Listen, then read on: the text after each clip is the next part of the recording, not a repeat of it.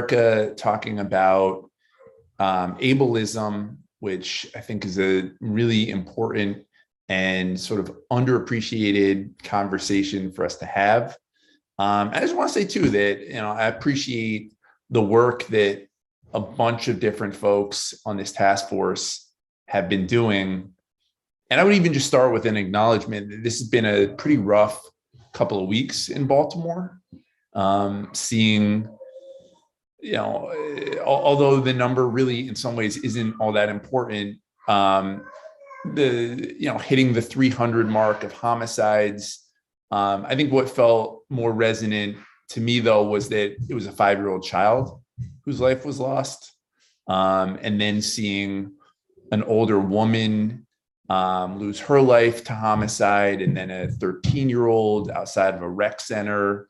I mean, churches and rec centers and barbershops, these should be safe spaces and not places where violence is allowed to occur.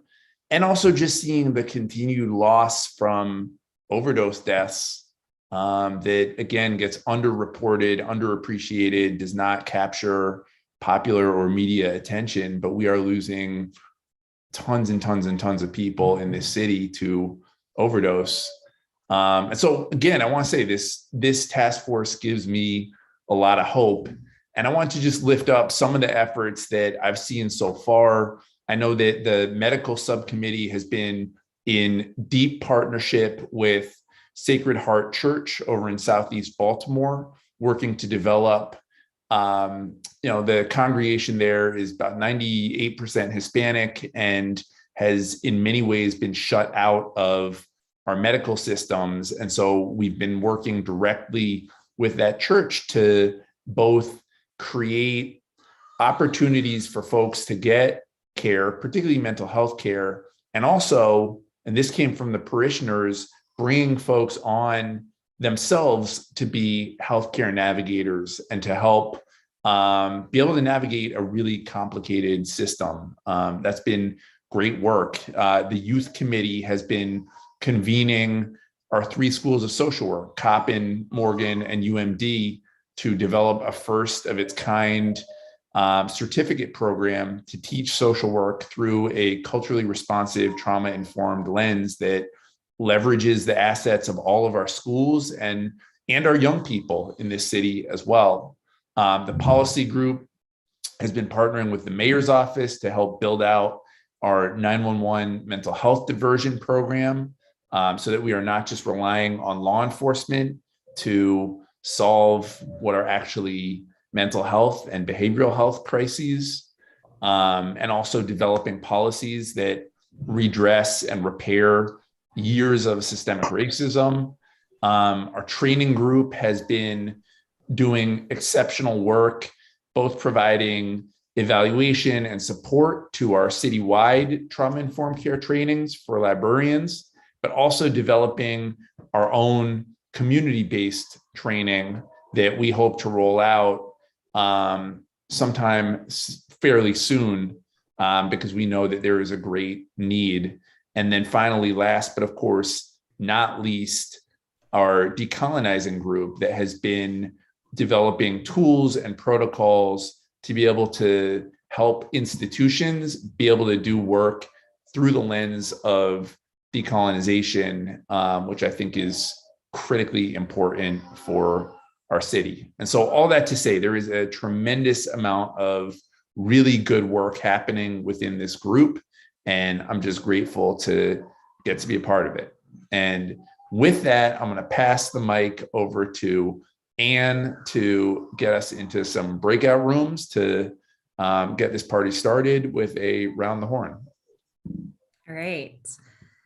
We are going to tonight be meeting in groups of 2 or 3 and sharing one thing you would like to do by the end of the year, or one thing you would like to see done by the end of the year. So it doesn't have to be a huge thing. It could be a smaller thing. But sharing some things you'd like to see wrapped up by the end of 2021.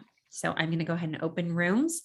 We're only going to be in these rooms for we're going to come back at 5:41. So pretty short.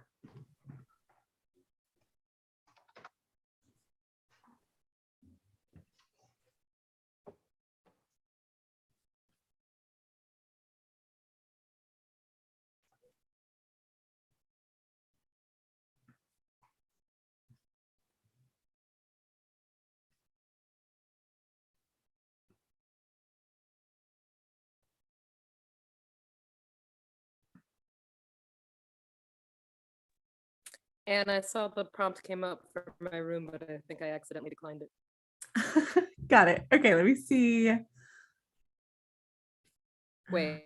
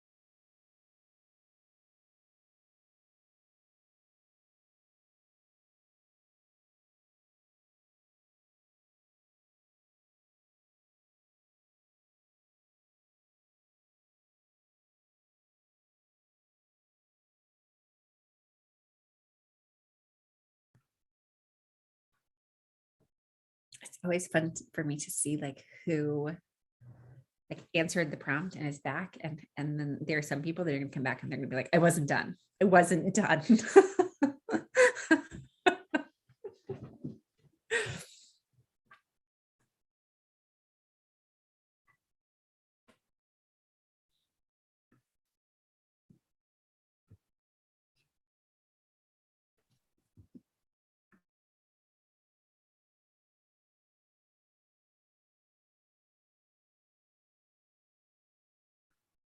Zeke, we can't hear you. Just kidding. Welcome back. So as I mentioned, I am really excited about tonight's diversity, equity, and inclusion portion of the task force meeting. I'm going to turn it over to Fariha, who is going to introduce Erica. Fariha, take it away.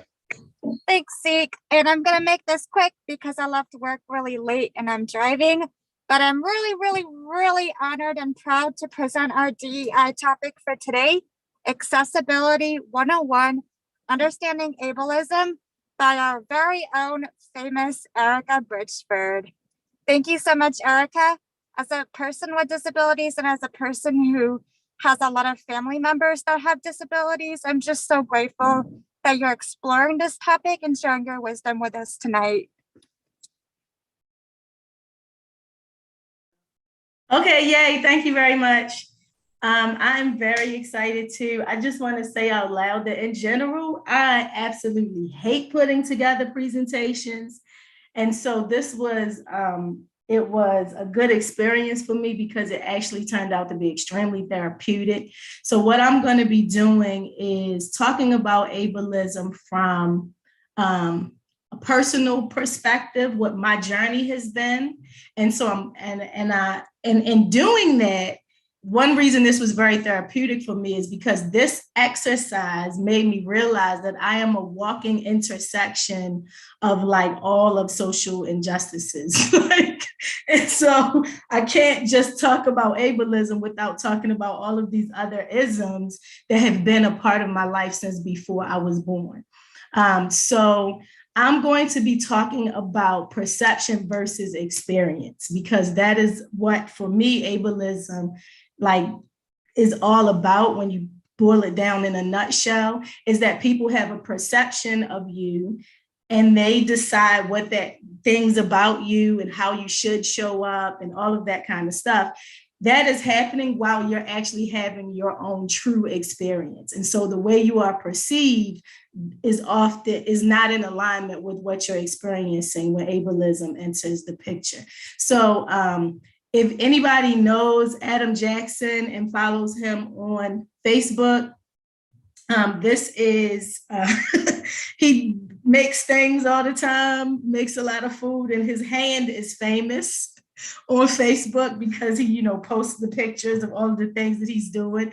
And so I try to pay attention a lot of times to ways that I unintentionally morph into a culture that eliminates my experience, right?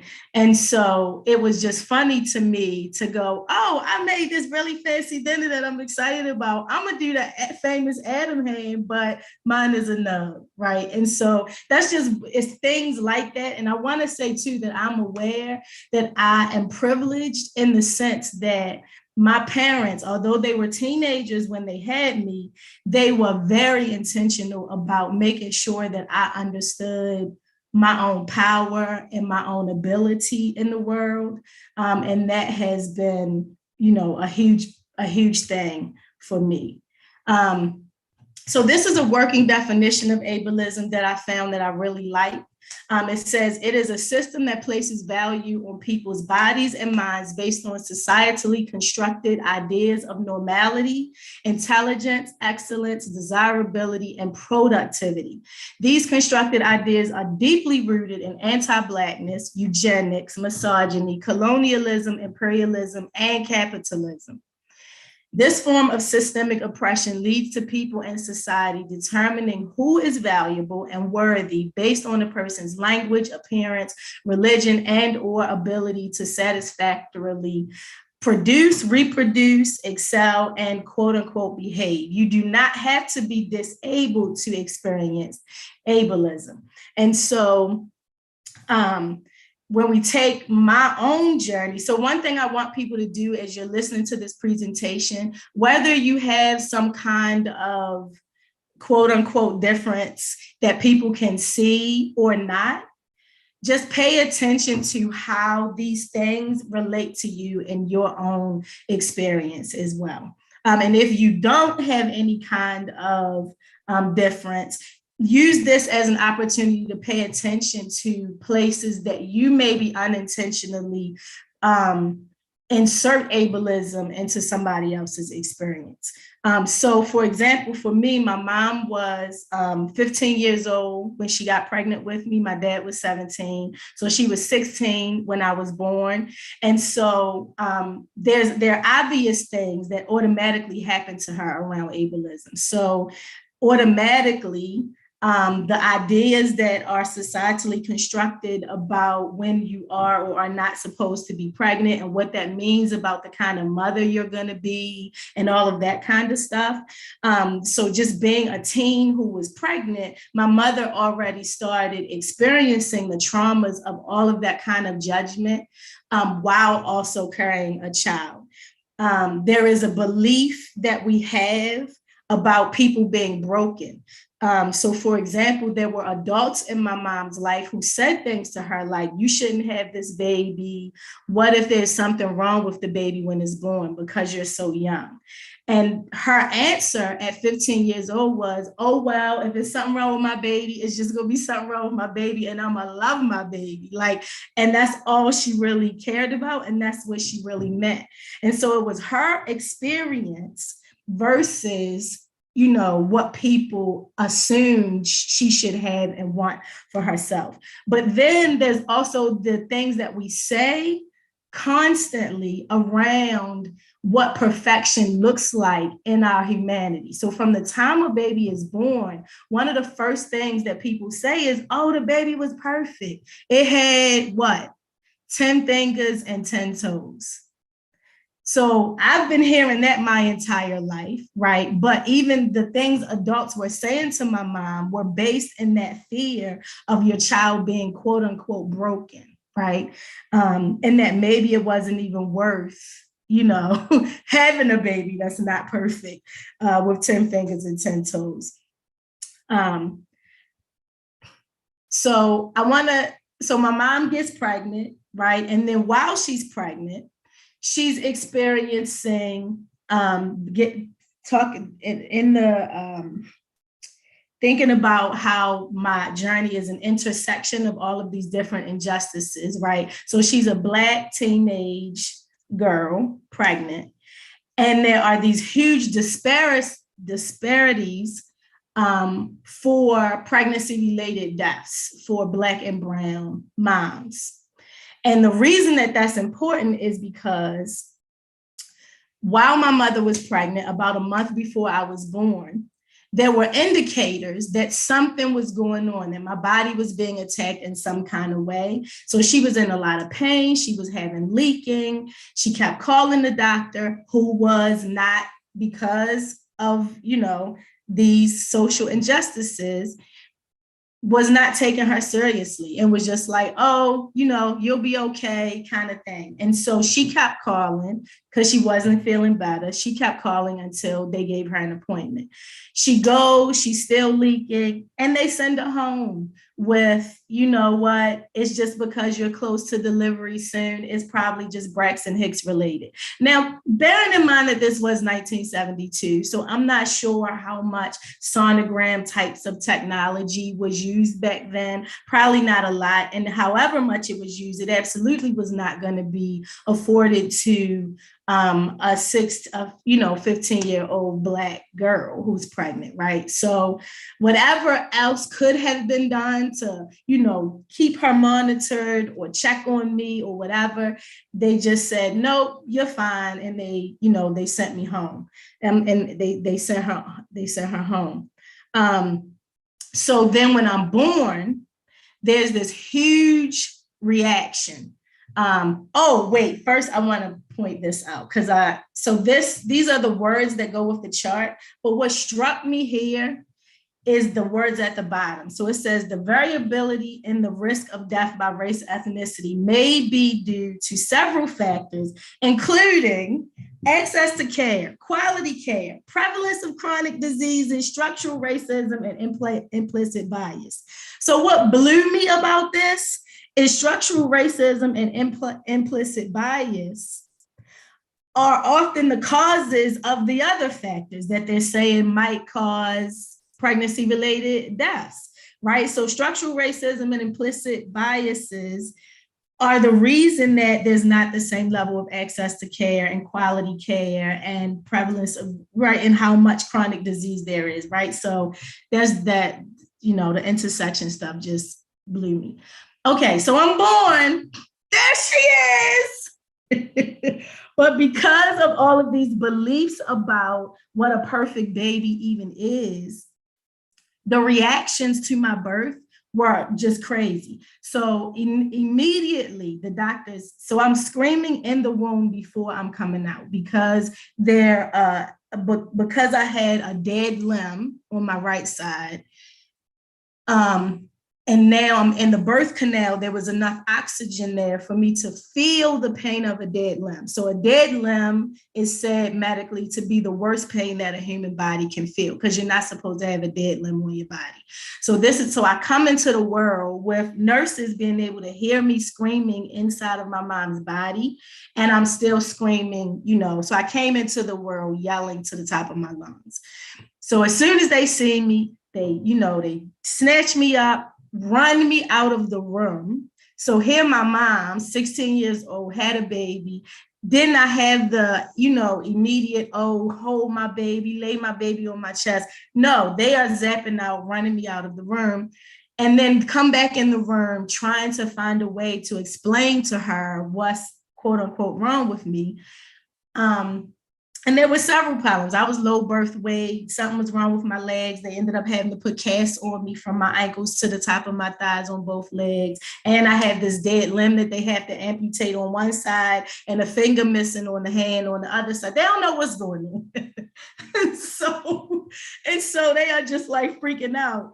And they come back to explain it to my mom, and she's waiting for them to say, because their reaction, she really thought maybe I was stillborn, or, like there was some really like I wasn't going to make it kind of situation going on. So when they explained halfway to her what they thought might have happened, she said, okay, so my baby is fine. You can bring her to me now. Like, so my mother is a G. So my family members, even people who were going to love me and nurture me my entire life. I had a great aunt who got the phone call that the baby was born, handicapped. So she had almost had a stroke and had to go to the hospital. One of my grandmothers rushing so quick, trying to, gotta hurry up and get to the hospital to see the poor baby. Fell down the steps, broke her ankle, right? So just all of our perceptions about what is okay. People were like, oh, the baby is not okay. My mother was the only person holding space for this baby is perfect. This baby is whole. This baby is fine.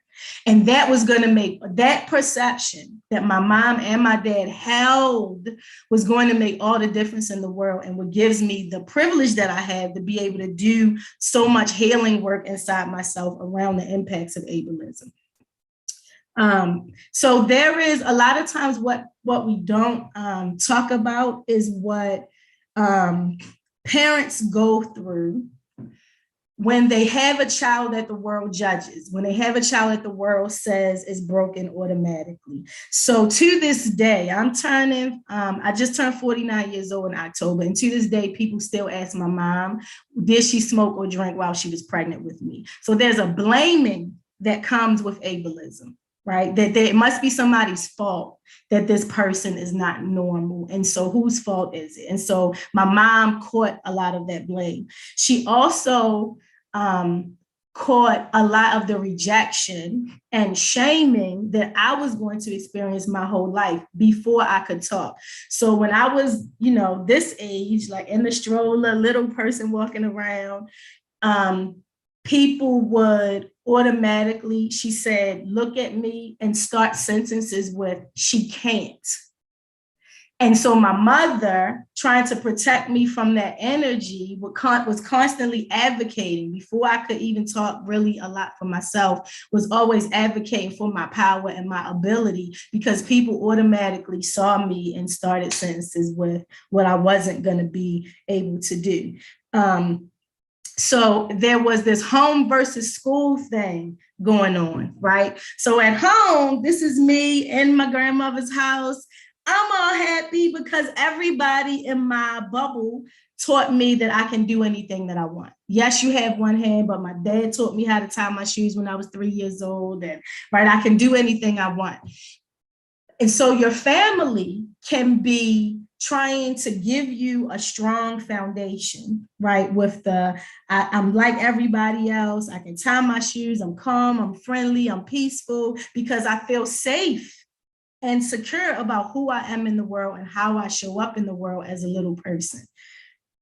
And then I get to kindergarten, and that quickly, just being exposed to the world's judgments, to teachers not knowing how to navigate a child like me so people will say things to me like, you don't even act like you have one hand.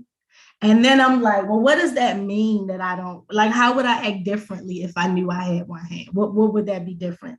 Right? What would be different about that? But what I realized about it is, so grown-ups saw me, and I had been talking since I was 5 months old. I knew how to tie my shoe. I was reading before I went to school. I was this brilliant little one-handed thing.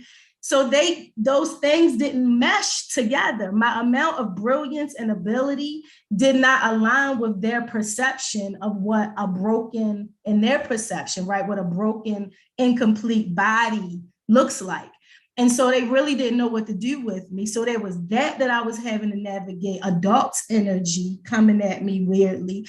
But then in my peer group with children are extremely honest, and they look at you like, you know, your hand gone, where your hand at? You know, like that's a constant, what's wrong with you? Where your fingers at? So I went from feeling safe and secure and confident to this please accept me mentality, constantly wanting the world to accept me for who I am and how I showed up in the world, and having messages constantly sent to me that I was incomplete and I was broken and I needed help and I was to be pitied and all kinds of things, which was a huge shock from the bubble that I had been in, being taught that I was everything I wanted. I could be anything I wanted. And teachers trying to figure out what to do with me. So ableism shows up telling you how to show up in the world so that others can be comfortable. So one way that this showed up for me is teachers telling my parents that I needed a prosthetic in order to feel more normal and be able to do things, that I needed a prosthetic. So I went from being this peaceful, friendly child to this violent child who was always hitting people and sending little boys home with hickeys on their head, because once this prosthetic entered my life, it looked very much like this. So in 1972, there was not this little hand thing, but it was this brown wooden device that looked almost just like this. The strap went underneath of my clothes. The inside of the prosthetic was very uncomfortable. It was a horror show for me, but it made me look more broken to my peers. And so they teased me more, they bullied me more, they said more things to me. And just from a fight, flight, or freeze response space, I was bopping them. I would just swing my nub and bop whoever is too close in my face, calling me names.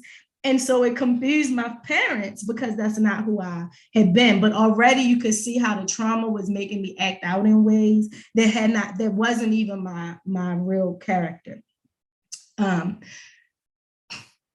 So by the time I was around this age, so this is like 11, 12 years old, old school picture, I was depressed. Clinically depressed, in my room all of the time, crying, not believing in myself, just completely depressed. And so it's important to understand how ableism plays into people's mental and emotional health. Right. And so understanding if from before my birth, people were already saying that something was going to be wrong with me if I didn't come out whatever quote unquote normal is supposed to be, that's a whole lot of toxic, negative energy to have to navigate your entire childhood while your brain is trying to develop and you're trying to, create your own identity in the world and all of that stuff. And so just taking a look at why and how that happens is because of what happens with social rejection. So from a brain perspective, this says, why is it that social rejection hurts? So social neuroscience research has transformed our understanding of this question because it is proving that the experience of social rejection or exclusion, which ableism is saying you don't belong, you are not worthy, you're not like us, right, is processed by some of the same neural regions that process physical pain. So when you're looking at this diagram, it's showing you that basically what happens is every time somebody is rejected in society, when that is a constant thing you're experiencing, your brain processes it as if somebody just punched you, as if somebody just hit you. So yes, if that's what I was going through my entire life by the time I was 12, then I'm going to be depressed. So when you're looking at these different causes, right, of depression, we got brain chemistry imbalance and stress. Even if we just take those by themselves, the amount of stress that you are under trying to navigate people's opinions and their fears of you being something different than they understand causes you stress, and you're trying to navigate other people's feelings by not making them feel too bad about the way they're making you feel. It's this weird, a very weird thing that happens. But that happening throughout your whole life means that every time you feel that rejection, those hormones, right, are being released into your body. And so there it creates a chemical imbalance in your brain over time, because there's an overload of all of the wrong hormones in your body. And so I battled with depression my entire life until ultimately I had a suicide attempt as an adult, and was diagnosed as bipolar. So I have an unseen mental, emotional challenge now, caused by just because I was born into the world with a physical difference that made people upset about, really. And so it is really important to pay attention to how we're navigating people that we think are different. So a lot of times people will say, well, I'm just trying to help you, right? And it took me into my 40s to understand that often people are not really helping me. They are self-soothing themselves, right? Because help the definition is to give or provide what is necessary to accomplish a task or to satisfy a need, to contribute to somebody's strength or means to do something, right? To save me, to make something easier or less difficult. But if I have not asked for help, so I will be literally tying my shoes, for example, right? So we look at people that we think are different and we decide what they're not able to do. So people look at me and they literally decide what I'm not able to do, to the point that they ignore the fact that I'm doing the thing. So for example, I can be tying my shoes in an airport and at least 3 people will walk past me and ask me, do I want help tying my shoes? I'm training people in mediation and conflict resolution. It's lunchtime. Everybody's making their plate, making their own sandwiches. I'm in the line, making my own plate. At least 3 people will ask me, can they make my sandwich for me? And I'm like, what about being a grown-up person makes you think I don't know how to make my own sandwich by now or tie my own shoe, right? And so there's an irrationality that even comes with perceiving other people as broken or not normal or not whole. And so isms always create a power imbalance that teaches everyone that those being discriminated against need to take care of the emotions of those discriminating against them. So what will happen is somebody asks, do I want help? I say no. They help me anyway. I swallow it and just let them go on and do it because I don't want to make them feel bad. I know they think they're just trying to help. And so I'm swallowing all of the ways that it eats away at my belief in my own worth so that other people can feel better. Until one day, it dawned on me that I could ask this woman, help me to understand what about my no is difficult for you to accept, which is different from me saying to people, what about my no, don't you understand, right? So because being not attacking people is important to me, I had to literally learn into my 40s, it took me, that I can actually advocate for my own ability in the world in the face of somebody trying to tell me what I'm not able to do and disguising it as helping me. So often because people are uncomfortable with whatever they perceive as your disability or whatever your disability or difference or handicap may be, it makes them uncomfortable. They don't know what to do with those feelings of comfort. So they want to feel better. And they say, oh, let me help this poor, unfortunate person. Meanwhile, I was just fine the whole time. And so even when people think that they are watching me struggle, something that's important to understand is even when you see me struggling doing something, if you come and interrupt it and do it for me, you just broke my opportunity to learn how to do something for myself. You interrupted that. So I'm actually having joy in my struggle because I know that I'm learning how to do something with one hand right now.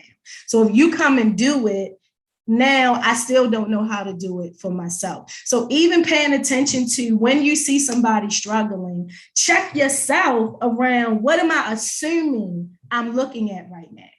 Because you don't know that when you see me struggle, you're actually watching me enjoy learning how to do something for myself and assert my own ability and independence in the world. So is your help about you, or is it actually about the person needed help from you? And so the last thing that I want to say is just see wholeness in people.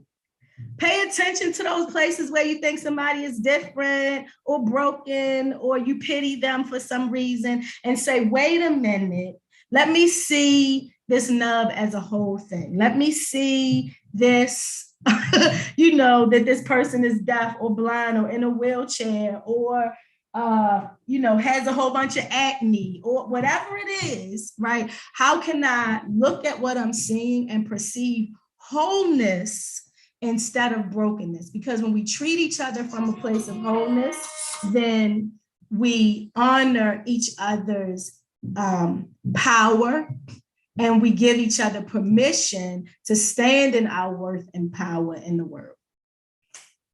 So I'm done. Did I go over my 15 minutes? And yeah, I thought this picture was great, because this really was when we became members of the task force. Questions, comments, aha moments.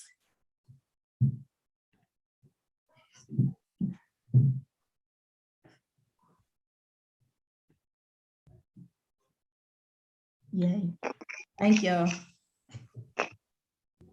Yeah, that was fantastic. Thank you, Erica. First of all, appreciate the vulnerability and just the being who you are. We love you. We appreciate you. You are dope as hell. And also appreciated some of the science you worked in there as well. I thought that was a good compliment. And I feel like this could be a really good, I don't know what the venue is, but in addition to this one, I think this could be a really good presentation to do in some places, because I think it's, for whatever reason, not a conversation folks have a lot. I think we've gotten increasingly comfortable talking around issues of race, though we're obviously not all the way there, sex, gender, ethnicity, anti-Semitism. I feel like we've come a long ways in some of those conversations. I feel like for whatever reason, there is not a lot of public space to discuss ableism.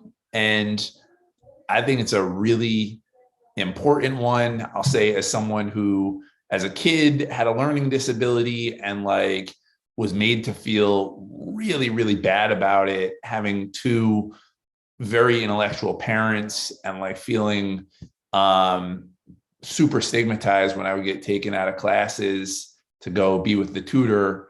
It's an important topic that I think we generally suppress and repress and don't try not to talk about, because I think it can feel weird. But you did a beautiful, beautiful job of doing that. So I appreciate you, and thanks for an awesome presentation. Thank you very much. I want to just say one more thing. I could talk about this a lot, but even down to letting people identify the way that they want to. So this debate between disabled or, handicapped, which word are we supposed to use? And I actually prefer to say that I live with a handicap, because it means a circumstance that makes progress or success difficult.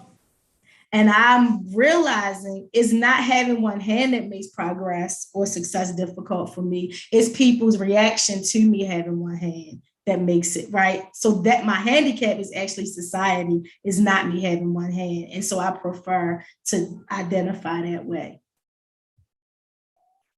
No, I think that's totally right. And the last thing I would throw out is, one of the things I've noticed as I've become an adult is some of the most interesting, dynamic people had either learning challenges or physical disabilities or whatever the case may be growing up, and in some cases still do. Like, I think it forces you to learn and respond to the world in a really different way, and can, like, I think it's like the piece around resiliency, but also just like figuring out how to like access your other skills and facilities. And like, you realize like, I may not be able to do this thing, but I am going to lean all the way into this other thing that I'm actually really good at, and figure out some different way of communicating. I've just noticed, like, as an adult, like looking around at all the people that as kids were like picked on and like had a really hard time of it, I think now are like doing super interesting things and just access the world in a really different way, and count you among them. So appreciate you. All right. Awesome. Again, thanks, Erica. Thanks, Fariha. And just want to lift up a few quick things in the chat. Tamar said the idea of people needing to be perfect is real and toxic in so many different ways. Colby said, also heard this through the lens of non-visible disabilities. There, we often assume someone can do something they can't do. This assumption still causes harm. Thank you. And then just a whole lot of love for Erica. Also, Nika said, remember, people literally used to throw babies away who weren't whole. Very common in the West. True point. So again, thank you, Erica, and thank you, Fariha, and everybody. And all right. So next part of our task force meeting. So really excited to do a press presentation with our mayor. As folks know or should know, Mayor Scott is a big believer and supporter of this work. I have had 3 mayors since I've been in city council. I count him as the only one who truly sees public safety through the lens of public health, and not just in a superficial kind of way, but like actually believes in the social determinants of health and believes in trauma-informed care and practices, and believes so much that he has invested both city dollars as well as ARPA dollars into the work that we've been doing. So really excited about his partnership and support, and also thought this was a really good opportunity to share some of what we've all been working on. So tell me the date and time, Anne, because I'm now forgetting it. Friday the 17th at 3:30. Friday the 17th at 3:30, outside of City Hall, the same place where we all got sworn in. We are going to do this press conference where we're going to reveal some of what we've been working on. Please put in your books, try to be there by 3 o'clock so that we can just get ourselves in formation. And then the vision, and I got to run this with the mayor's folks one more time, but my thought is that each of the subcommittees would have one person present on some of what we've been working on. You do not have to name every single goal or just what we've been working on, or a goal that you're particularly fired up about, but really want to just give the public just a sense of what we've all been doing and some of the momentum and where some of the energy is. So again, December 17th at 3 p.m. outside of City Hall. The thing will start at 3:30, but be prepared to just share some of the work that we've been up to. Also at that press conference, my hope is that the mayor will announce the ARPA support that we have received. Shantae Jackson, who many of us know through many walks of her life, who is now the director of the Mayor's Office of Neighborhood Safety and Engagement, was able to get us some ARPA funding in the big public safety, public health allocation that the mayor announced a few weeks back. So again, really, really excited for that. Excited to share the work. Excited that, this work is not only getting support in community, but is also funded, because that's important. Your dollars speak to your values, and for a city that has been mired in trauma for a very long time, that we are now the first in the country to take this approach, and that we're actually doing it and funding it, I think is a really important value statement for Baltimore. So excited to see everyone there. Tonight, we are going to, and Phil said in the chat, for press conference, we need to remember that we'd like to get some of the 10 to 15 second slots on the news. If we don't describe outcomes or priorities in 2 sentences, it won't be on the news. So it's a good point. Pithy is the word that I would use, pithy and punchy. To Dr. Phil's point, especially TV news does not have a ton of appetite for long explanations. So the more we're able to just kind of hit the points, the better we will be.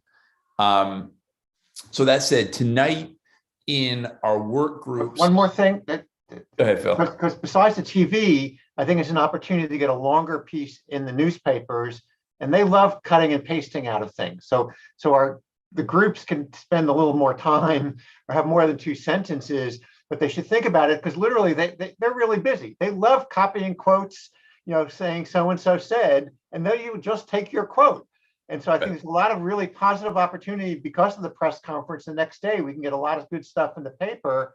So people, I think it's a really good positive opportunity to think about, well, what are a couple of sentences that really describe it with, and they'll get quoted in the person, and you don't need to collate it, because you need to give it to them as part of the press release. But I think this is a really, besides it being on the different TV slots, I think this is a really great opportunity to also get some good coverage in the paper, and so. Totally. So can I ask a question about, sorry. Lindsay. So how long should each committee plan to be speaking for? And should we bring anything like copies of the statements or something visually, or? That's a great question, Lindsay. So I would say no longer than 2 minutes. You want to be in the 1 to 2 minute range. So if you think about, there's 5 subcommittees plus the mayor, plus me, plus maybe someone else. So we want to keep it, under 20 minutes total. So that's 10 minutes plus 2 for the mayor and 3, or whatever it ends up. So I think just 1 to 2 minutes. If folks want to bring materials, I think that's okay. We should talk about that. But I think that's we should have a release that you distribute that has they're not going to want to go through 5 different pieces from 5 different people. They want to have, this is a press release. You're having a press conference, it's a press release where the people that are doing it collate the information and present it out to, give it out to all the media there. For sure. Yeah. We will have a press release beforehand. I usually send them 24 hours in advance anyway, and it'll have quotes on it. So yes. And yeah, again, Lindsay, if you want to have some visual stuff, I think that's great. So tonight in our subcommittees. Councilman, I have a question real quick. Go ahead, Councilmember. Don't you think it would be valuable if we actually met with the mayor before the presser, just so that he gets a sense of what we're talking about, so that he can really be excited about what's going on? It shouldn't be that he's learning the first time during the presser around what we're doing. No, that's it. So yes, that is a good point. I will say that I've been chatting with him intermittently about it. But I think good call that we should probably do a direct briefing with him. I've been working again with his I mean, his comms team and trying to,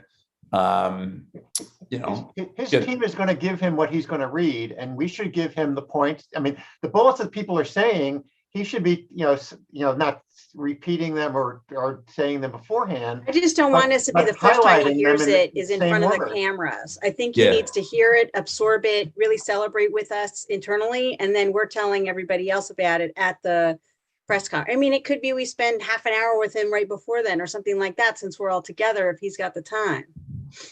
No, I think that's a great call, Odette. Let's see. So we have one more of these before the 17th, right, Ann? Yes, we have We one. can get him to come on for our next one. Let me give him a call tonight. I think that's a good idea, though, Odette. Like, I think, to Delegate Boyce's point in the chat, definitely his chief of staff should be, and his comms people should be getting him the stuff. But I do think there is some value to him, like seeing it, hearing it, being with us beforehand, and just celebrating internally. I think that's a good call. So let me see if I can make that happen. So again, tonight, in the subcommittees, if folks could determine who wants to speak and a little bit of what we want to share, that would be great. Additionally, let's, in the last conversation, we started to prioritize what we want to go after first as subcommittees. Let's continue to do that tonight. Let's really dig in on the different topics that we've laid out. And I want to lift up Debbie Gross and I were having a conversation in the very beginning of the committee meeting, and Debbie made a really astute point, which was, our group, which is the medical group, has these really good goals, but some of the work that we've been doing so far, which is in relationship with this church, isn't necessarily what our goals laid out for us to do. How do we square that? And I think that's okay. I think this is, there is we are not going to be evaluated on, did you do exactly what the goals that you wrote down said? If Tisha were here, she might disagree with me, but to me, it's go where the energy is, where we see opportunity for high engagement, push in that direction. I think we will have an opportunity to hit each of our action items and goals, but that doesn't mean that if something deviates slightly from what was written in the goal statement or the action statement, that's okay too. I think we should lean into where we find energy and opportunities. So any other questions or comments, and put in the chat. We will for sure be compiling information ahead of time. Part of that will be started tonight. If you can complete the information at the table, that will lay out what your crew wants to say. Just a basic start. So that would be great if everyone could fill that out. But before we get zapped into the groups, any other questions, comments, concerns, thoughts? I do. This is Delegate Boyce. I'm sorry I'm not on camera. So I do want to go back to Dr. Lee's point about how long are we anticipating this press conference to be? Because that is going to determine who says what and for how long. I just worry that it's going to end up being, we love it, we think it's great, but it's the person's gonna be like, oh, okay, like what's going on here? Like, are we getting a presentation or are we getting a snippet of something? So I do worry that we may kill our own excitement by maybe being too long. And how can we present a press conference with some brevity, high points, and I think to Dr. Lee's point, have the press release be more in-depth about some of the points that we want to point out and then highlight those during the conference. So it is exciting that we leave them for something to have more of and more that they want to kind of follow up with, get more feedback. I think to his point, do some write-ups and post some things. But I just wanted to be that people are just excited as us, but not drown them with so much information that it becomes like a presentation and not necessarily a press conference, giving them some really high points. Yeah, no, that's a great point, Delegate, building off of the good doctor's point as well. So the mayor slotted, or his team slotted 30 minutes total, but that includes questions from the press, assuming there will be some, assuming at least one will be a bad faith question from one local station that will take us in a slightly different and unfortunate direction. Other than that, though, we should plan on having our stuff done, I think, within, 14 to 16 minutes, which again, a couple minutes from the mayor, a couple minutes for me to frame out the different subcommittees, and then you all, or 5 of us. But I think you're absolutely right. I think it should be as pithy and to the point as possible, and not get overly, not spend too much time explaining things, what you said, what Dr. Leaf said, there's just not enough time to go deep down that road. And this is not like a academic presentation. And so I think we're going to try to stay high level, to the point, and so on and so forth. And yes, Nika, I'm sure both Mayor Scott and I would love for you to handle the bad faith question that I can almost guarantee you will be coming our way. So have that. Yeah, does that feel right, Delegate? Because I just would say 30 minutes is a lot of time. It's just, yeah, I don't think we'll go that long. I think it'll be like, if we can get our stuff done in like 12, 13, 14, 15 minutes, and then, 5 to 10-ish for questions, I think we should be good to go. The shorter ours is, the more questions they're asked, because they're trying to make a deadline of 6 o'clock, which means they got to do the editing and stuff to get back. So it's not just on the 11. They like to have the things on the 6 o'clock or the 5 o'clock. So, that's why having the pieces to them beforehand. Then if you watch the news, people talk about things, not what they said, but they'll take the exact quotes and copy, they'll speak from your written part, and then they'll have, the 15 or 20-second, video. And so we're getting both the input from the written part that they use as the introduction and the description, and then hearing the words and getting the way to get it done. So they can actually make the deadline, because some of the evening news shows start at 5 o'clock. Right. True. Okay. Anybody else? Okay. So again, as much as we can tonight, let's identify one person who's going to be the group's spokesperson on this. Let's begin to flesh out a little bit of what we would want to say and present. Again, to Phil's point, to Regina's point, not the whole, like, here are 5 goals that our subcommittee is doing, but like, here's what we've been up to. We're excited about it. There's energy behind this.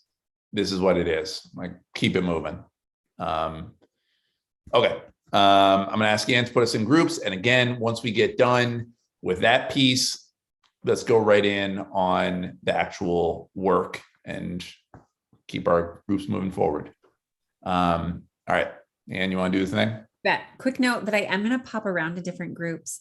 Zeke would like to check in with folks just to make sure that as we're getting the release and things out, that we're capturing everything in line. So I'm going to pop to groups and schedule some time with each of you rather than emailing. At the bottom of the table, there's some dates there. So if you want to chat about that and claim a time, go for it. But just wanted to give you that heads up for when I pop in. All right, I'm opening rooms. And the training subcommittee is on the big screen tonight. You get to be recorded. So thanks for taking a turn on the recording.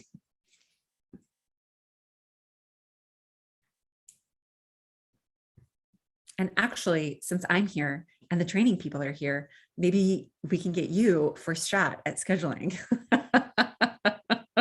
And I'll announce to the world, all the world that's watching can now know Zeke's availability for next week. Sounds good. Sounds good. Hey, hey, family, how everybody doing? Hey, Corey. Hi. Doing Hi, good. Courtney, how are you? How's everyone? Outstanding, outstanding. Hey, Mark, you there, family? You know I'm here, bro. I've had a My God, arduous day. you our main speaker. Yeah, I'm here. You hear me? Oh, whoa. You see how they did me, Miss Ann? You see Hold how on. they just did that? Corey's famous for that. Listen, Famous. it's always been that way. It's always been that way. But by the gods, and how are you doing? Delicate voice, how are you? And yeah, are you muted? Yeah, she probably muted. Desiree's there though. But she's moved to another group, so it's a mystery why she's still showing up for us. Same with Fariha. She's not showing up. Okay. How was your yesterday, Desiree? How was your week? It was good. It was good. Thanks for asking. How was yours, sir? Man, y'all know I work with these students. So it is what it is. We get through. We get through. Tamar, how was your week? Good, yeah. Doing good. Okay. Brendan, how are you, family? I'm doing well. How's everybody else doing? Outstanding. Good. You know, Brendan, I'm not sure if we ever had a chance to do your intro. I don't know that we did either. I mean, I think I've met the majority at this point in some of the meetings. Yeah, but I want to like know who you are. You know what I mean? Yeah. Like, know you. Absolutely. So I'm affiliated with BCHD. I work with William pretty closely in the Office of Youth and Trauma Services, and I'm a part-time student at Hopkins as well. So nice to meet you all, and look forward to working with you. Awesome. All right. Thank you for that. So let's just cut to the chase. I'm happy to be the speaker unless someone else has got a burning desire to. All right, so real quick. Can we schedule for a minute real quick? Oh, sure. I'll circle to the other group. Absolutely. Mm-hmm. So Zeke actually has quite a bit of availability next week, which is great because sometimes we're limited to like, here's when he can chat. When can you? Yeah. All right. I see some times up there. Is there a particular day that anyone prefers? And then I can check around that. Thursday I can't do because I'm always over on the Eastern Shore. I mean, it's gonna be virtual though, right? It's not in person. It's a virtual chat. Yeah, it's a virtual check-in. Oh, then yeah, that doesn't matter. Anytime good. Morning or afternoon? Any? Let me see.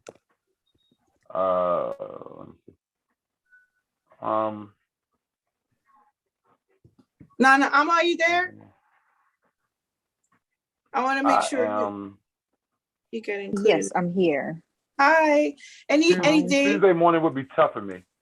Okay. I could do that any Wednesday day that morning. works better for you, Nana Ama?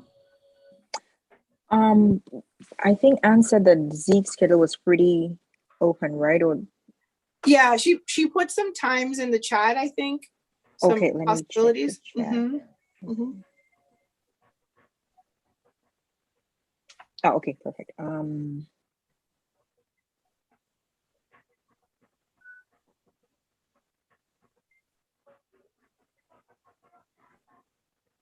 I could do Thursday at 4 or 4:30. So any of those times that on Thursday and on Friday work for me. Okay. All right.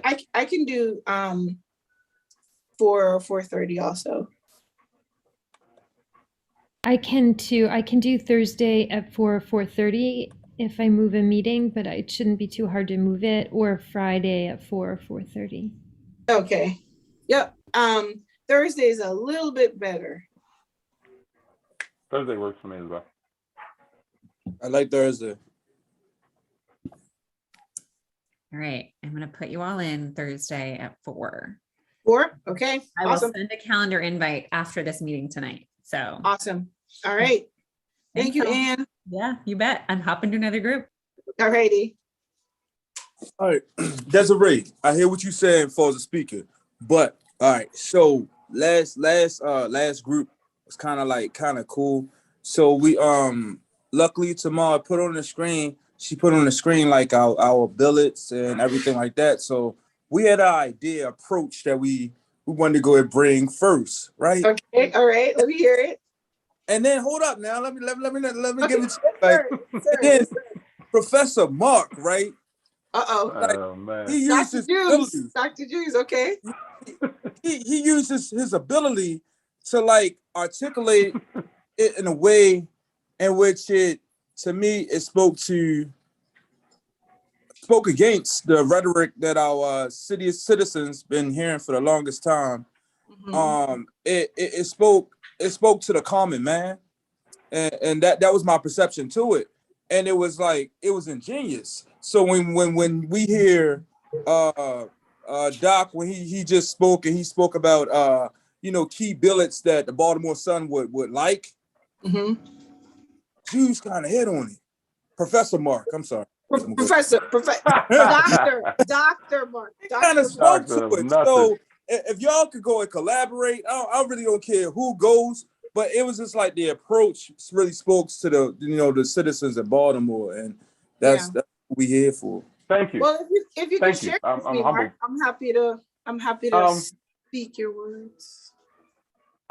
So listen, being a native Baltimorean, being here, and having to always be tasked with being resilient, like that. I know people see strength in that word. For me, it drives me crazy that we continue to ask generations of people to be resilient. So, just speaking to, again, like Corey so eloquently put it, just to that common person who has had to endure, families, generations had to endure a lot of what's taking place, and knowing how pivotal this work is going to be, and increasing people's wellness journeys, and looking at how we can positively impact their lives. I can't remember exactly what I said. I'm more of a give me the bullets, let me digest it for like 3 minutes and kind of go. This group allows me to be unapologetically me. So it's always, I thank you all for allowing me to be authentic, because sometimes you can't. And whether I put on my bow tie and a suit or whether I put on hooping shorts, I'm the same person. I might be perceived differently, but if that's something that you want to do, I mean, I'm not opposed. Thank you, Corey and Timar and everybody else. But if that's something that you want to do, then I mean, I can take second fiddle. I'm not third or fourth or fifth fiddle. I'm not that person. So it's up if you have a yearning in that burning fire, like you said. I misunderstood. Okay. I misunderstood what Corey was saying. So were you saying? I think I was slow to. So I think what I hear you saying now, Spoon, is that the way that Mark presented it last week, you thought it would be a great opportunity, like for him to speak on it. Is that what you were saying? Yeah, my thing is like I said, I don't care. It's just like to speak, speak to the common man. Yeah, speak right. to the citizens who will go ahead and vote. Our people, our citizens, our councilmen in, and that's tired of the trauma, the divestment that's been going on in Baltimore. So, everybody just tired of just hearing the same spiel and just like, speak to the core. So if we ever can pull up the bullets again, and the billets, whatever, however you say that, but it's just like it's more gives more a chance to go ahead and really just speak to the common man. I don't care who said, but it was how it was done. It was like, wow, we didn't think about it like that. So however, just speaking to the common person, it brought our presentation that would had all the scholarly jargon. It brought it to life. Yeah. So we spoke in layman terms, and that's what we really go ahead and do. Okay. Yeah, I mean, can you share the bullets with me? I'm on my laptop. I mean, not my laptop, my iPad, unfortunately. So it doesn't give me much I don't flexibility. think we didn't change the bullets. It's still the same Okay. material that we had, right? It is. Yeah. Yeah. Uh-huh. Do you want me to pull those up, Desiree? Or do you... Yeah, if you don't mind, please. I will try. Hang on a sec. I'll try. Uh-oh. Oh, wait. Watch out. Well, here's the thing. Nah, hey, tomorrow always. Do we want to share our screen given, what do you guys think? Since it's a work in progress, should we? Oh yeah, maybe. It's a work in progress, and we can put a disclaimer for anybody who watches this video. This is a work in progress. It is a live document. So all the language is not etched in stone. Oh, I see what you're saying. Gotcha. Yeah, let me try and get it. The views and opinions of the staff and host of I hear you, Dr. I listen to talk radio. I listen to talk radio. Oh yeah, you have a good radio voice. You could do a real disclaimer for us.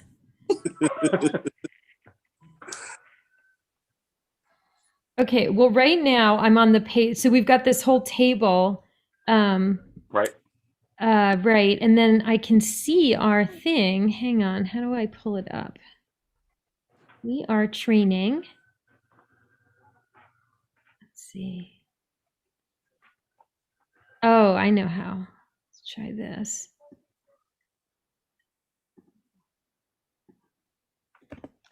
Okay, I just pasted in the link and now I'm going to see if I can go to it. Yes. Okay, so I'm going to share. Awesome. Unfortunately, can you guys still see me? Yeah. Yeah. Okay. Unfortunately, it doesn't allow me to see you guys on this iPad, but. Can you see the screen? Yeah, no, I can definitely see. I can see, yep, I can see the. Okay, so here's us training. And we got our action statement, and then we now have our 3 goals. And this is the updated version. And yeah, so we kept this older material just like so we have it, but really it ends here. Okay. Oh, So I know. Wait, last time I remember we were talking about like, do we share out about goal 3 or goal 1? So maybe that's something we should talk about for the mayor, because goal 1 and goal 3 are both happening sort of at the same time. Right. Sorry, I don't have them both on the screen at the same time, but one is really these, the agency-wide trainings we're going to and giving feedback, and then goal 3, thinking about the RFP and community trainings. Right. So from my experience with all the public speaking, a minute or 2 is long and not long at the same time. So do you want me to emphasize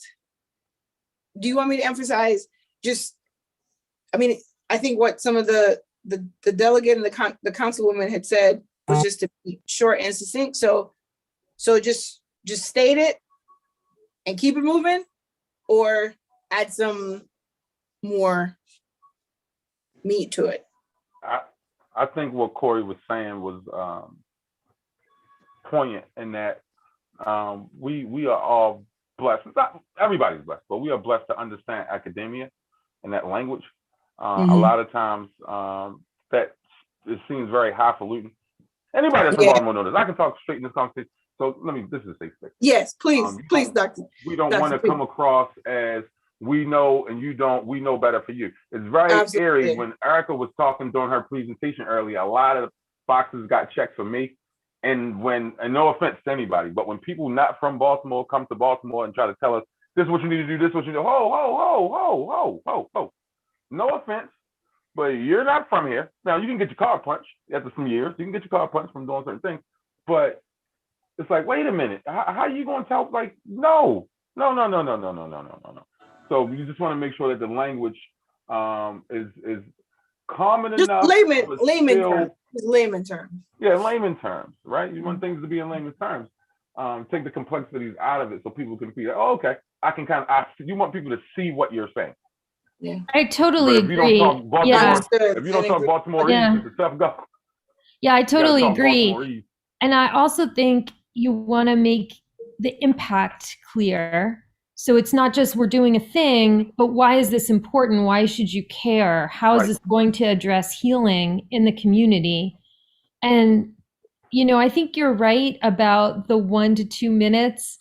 Like, in a way, if you say it really simply, you can say goal 1 and 3, because really it's just, you know, we're doing these Exactly. two things, right? But I think Exactly. really the time is like really the why do we care? Why is this going to make a difference for people? Mhm. I think our committee. I'm sorry, you got it, sis. No, go ahead, Mark. No, I yield to the wonderful lady.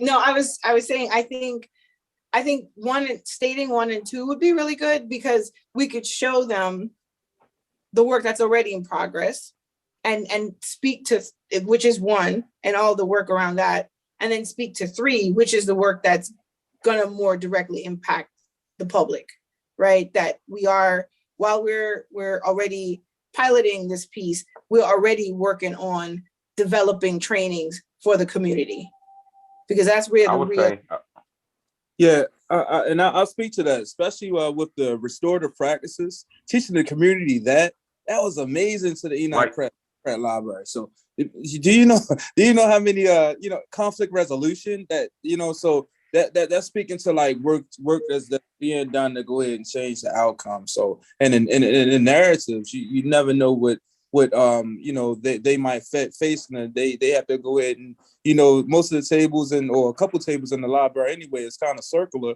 So just go ahead, circle up and have a restorative circle. Oh, that's amazing. So so it's speaking to the work that's already being done. Yeah, you know that restorative. Are you guys coming tomorrow? Are you guys gonna be able to join tomorrow? Yeah, I gotta go. That's yeah. Awesome. That's 2 to 4. Yeah, awesome. All right. so I would say this too. 30 seconds for goal 1, 30 seconds for goal 3, and another 30 seconds on why the kid that's 13 years old, 14 years old, or the parent or guardian of that kid needs this. How that person can be impacted. Like the 13-year-old that's up Walbrook Junction could care less about an RFP. You probably don't even know what an RFP is. Right. So you got to that's who you're talking to. You're talking to the guardian. That kid's not watching the news, but that guardian or that older person in his neighborhood who runs across this young gentleman all the time, they kind of like, I'm in limbo. I know he's quote unquote dealing with some things. Got it. Start and where you can start to learn, like that's what you're talking to. Oh my, right. What in the world? Right. Yeah. I don't think the word RFP doesn't need to be in there at all. Yeah. It's really just about. No. I'm just saying for instance. Yeah. I'm just saying for instance. Yeah. So I got you. I why do I care? Right? Like that's who you're talking to. Like what do I care for? Now, being from here and having them lived through certain things, I mean, it's easier to talk to those people because those are my little cousins, my nephews, my homeboy kids. So I talk to them all the time about the work that I do anyway. So it's an easy, slot. But just being succinct, like they all said. But again, that's who you're talking to. You're talking to the teacher of that kid, the dude who owns the store, the dude who works in the store, the lady who, out in the community who runs across that kid. And they just, I want to help, but I don't know how. I don't even know why he acts. That's who you're talking to. Right. Right. So, Miss Mary feels helpless at this point because she came up when, it took a village to raise a child. Now the village is decimated to the point where there's no more village. So who's raising the people? It's like Lord of the Flies out here. Right. So here's would it be helpful if by the time we meet next time, I have a quick blurb that speaks to that, and then y'all can, critique me and rip me apart, and Mark can break me down, put me back home. Something? Yeah. No, yes, definitely, always. Humpty Dumpty. Can I ask something? Is it any we personally, again, and I'm talking from my Baltimore East standpoint, but are we sure that we are heavy Baltimore when presenting something this impactful to Baltimore? Like true Baltimore people going up there to go to that microphone? You got to have something. It's cool to have a mix, but you got to have something. I'm talking about the larger groups, right? And yeah, I mean, a lot of the different yeah, I mean, a lot of the different people who are going to be speaking are, yeah. I think, yeah, I think. Doing work in Baltimore or from it? That's two different things. No, right? from it. Okay. So Mark, what are you saying? Like the different group leads? Are you saying that? Like, correct. Yeah, the different group leads who will be speaking at that microphone to validate the work. Because listen, and I will die on my hill that Baltimore for my entire life has been overstudied and under-resourced. And I don't know if it's intentional or not, probably, but that drives me crazy. When it's, again, those are my cousins. These are the people I know. It's not, we're not numbers, like we are people. And when somebody else from the outside comes in, it's like, oh, here we go again. You lose 75% of the audience right there. Yeah. Absolutely. 75% of them. So you're preaching to the choir, Mark. Baltimore person to step to that mic. I've been doing therapy in Baltimore, getting to know people personally, intimately for nearly 20 years. Believe me, I know exactly what you're talking about. I hear you. Nice. I hear the stories firsthand every day. Every day. So say this too then. Say this too. Because to endear yourself to Baltimore people is like, listen, I hear the stories, but it's nothing like living it. That's right. Like if the most dangerous thing that you're gonna do is talk to me today, I still gotta go live out here. The most dangerous thing you're doing is talking to me today. Like, stop. So doing the work is great, and we need it. We need all hands on deck. It's clearly evident about what's going on out here. But it still resonates a little differently when, you know, somebody's like, yo, I know what it is. I grew up in that same rec center on that same block. Like, it's different. So just, communication. Well, I think everyone, everyone, including myself, lives in the city and have lived for some time. So even if you were born and raised here, being a part of the community and doing the work, you're still experiencing that matters. Baltimore. Yeah. Definitely. But you know, when Baltimore's one of the few places where you ask somebody where they went to school, they're not talking about college, they're talking about high school. That's cool. Right. So for sure. That in and of itself. I went to elementary school with you, middle school with you, high school with you, you live around the same, like that's, you know. So yeah, but those are the people we gotta talk to, because the people who really are yearning for the training now are already somewhat a quasi in the field and all that. We need to try to figure out how we speaking to that lay person who could care less about any of the work that we're doing. But those are the ones that we need to help the most. Like, bro, you don't even know what you're living in. It's trauma every day. Every day. And no sense, because these young ladies are dealing with a lot. Those are the people that we need to try to connect. That's the work for me. Not that everybody else to go to school. Everybody goes to school. You know, those people easy. It's everybody else, man. It's just like, yo, it's sad to see, but I'm blessed to have great people like you all to come in and help in this work, man. Everybody's going to roll their sleeves up and do whatever's necessary to help move the city forward. That's dope. I can't wait. I'm excited to hear what, you know, the team comes up with. This got a potential to be very, very nice. Like I said, I care less if it's 2 minutes. It's what you say in 2 minutes. Right. You know, and you know, so you know, and being mindful. Being mindful. That's the big thing. So I like the and we can go ahead and play with it, the 30 set, whereas, you know, a minute of 30 on one billet, 30 on another billet, and 30 to speak to the common man in Baltimore, like common man and female in Baltimore. That's dope. I can't wait to see what y'all the great minds, you know, how we you know, make this happen. Yeah.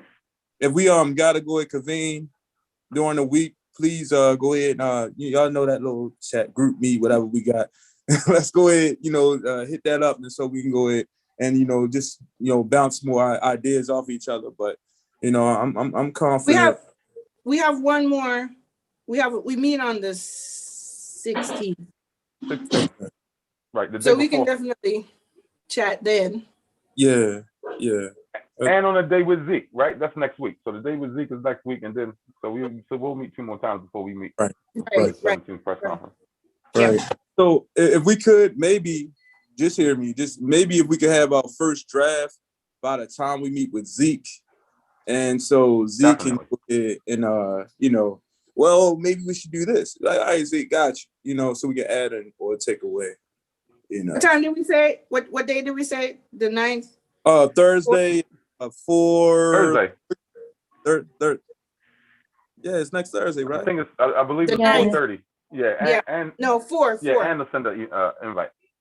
4. Okay. Yeah, it's 4. It's possible I may not be able to be at our task force meeting on the 16th. I'm going to try my best, but I'll let you know if not, and I'm glad to like connect on the app Okay. or any or phone or anything. All right. Wait a minute. Wait a minute. I'll work on it and then I'll send you guys. We can send files through the app. Yeah, I can. Mark, are you connected to the? No. Group me. I have group me, but I didn't know that we had one for this subcommittee. I think. Oh yeah. What's the name of the group? What's the name of the group? Talk with Ann, and she can add you. Okay.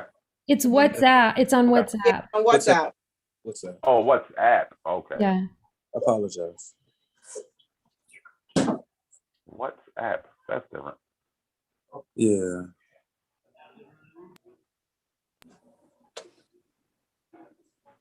So I think I mean, are we good to go? What is some thoughts? As time draws nigh. We good. I mean, we have our plan of action. Look how perfect this timing is. It's 6:59. Oh my God, you're right. Yeah, Just look at the time. Yeah. Wow, that was impressive. Impressive. We, All right. we I promise you, Mark and Spoon and everyone, I won't let you down. I promise you. we already know. Come on, huh? Oh, what are you talking? Nobody's assuming that. We all know you like Karen White Superwoman. Cut it out. Come on now. We're gonna be back on here. Yeah, we good. We good. Yeah, we good. We good. All right, family. I love y'all. I want y'all to have a great right. week. And Have a great week. Indeed. all right. Bye. Everybody, have a great week. Bye. Have a great one. Take care. Bye now. Okay.